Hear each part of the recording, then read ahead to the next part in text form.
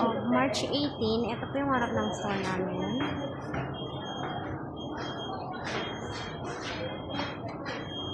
Ito po pagpasok. Bali, natapos po na visual ay yung mannequin cabinet display. Bali, last week po kasi ang nakalagay dito is mga special polo. So, pinalitan na po namin ng Trackstar design na po. Ang for change naman po na visual is yung nandito sa taas ng graphic area, which is papalitan po siya ng embro wall. Bale, as of now po, ang hinihintay ko na lang po is yung apron. Since wala pong stock sa warehouse, nagpabili pa po ako din, lalagyan na lang po ng embro para ma-execute na po siya next week. The rest po is naka-ready na po. Then, ito na po yung corkboard namin. Bale, ito po yung last week na approved ni sir na flash sale po at saka yung mga clearance sale sa garments, printables ng garments po.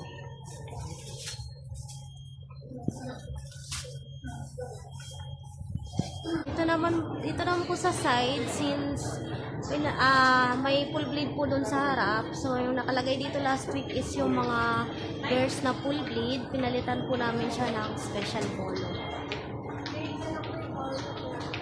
Sa customer visit naman po, bale, last week bago po umalis si Ate Sana, nagpa-customer visit ako. Nakalima po siya. Sa District 2 pa rin po ng Nabotas. Bale, sa may NBPS po. More on kainan business po at saka pharmacy po yung na-visit ni Ate Osana. Ngayon po, ang lalabas po para mag-customer visit is si Darren tsaka si Ate Christine. Para masanay po si Ate Christine since bago siya. Mag-guide po siya ni Darren kung anong mga dapat gawin sa customer visit po. Sa giveaways remaining naman po, para sa inquiry sa mga bulk orders po, bale, may calendar pa po na 6. Sa planner po is 22. Then sa ballpen po is 50. 13 po ang nail cutter.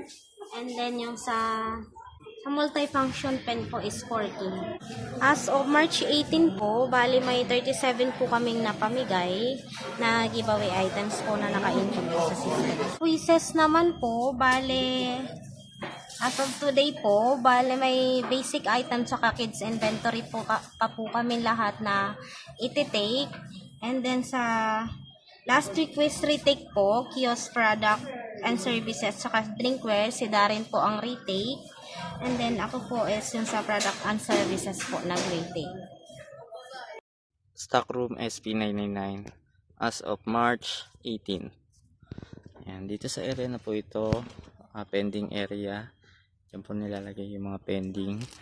Then, dito sa rack na ito, polycotton, SP long sleeve and dry fit collar. Sa taas, flatbed. Ayan, ito sa rack na ito, dry fit round neck and transparent. Sa baba, extra small medium, extra small small. Pangalawang layer, large medium. Pangatlong layer, XL 2XL 3XL. Sa kabilang side po, TIT collar. Ayan, small, medium, large, XL. Sa dulong side po, 2X 3X.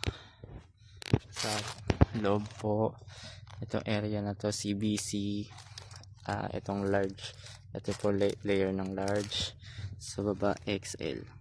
Ayan po. Ayan. Dito naman po small na CBC. Sa baba medium. Ayan, 2XL 3XL sa ilalim. Ayan. Sa taas extra small. Dito naman sa area sa taas, CBC kids. Ayan.